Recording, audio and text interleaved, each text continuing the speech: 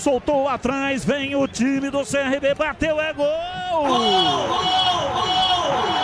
Gol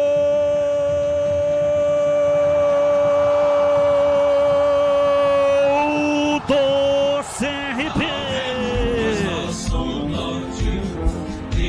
Luiz Felipe marca o quarto na jogada, arrancada pela direita. Lançamento na área, Luiz Felipe, sem marcação, bateu para fazer o quarto gol do CRB, mandou lá dentro. 4 para o CRB, 2 para o time da Ponte de virada.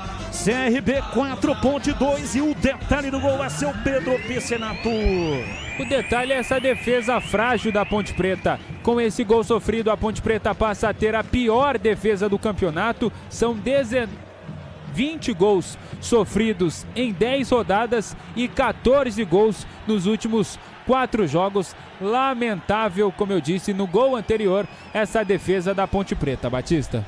Portal soltou atrás, vem o time do CRB, bateu, é gol!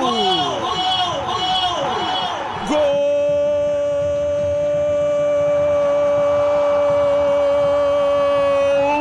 do CRB!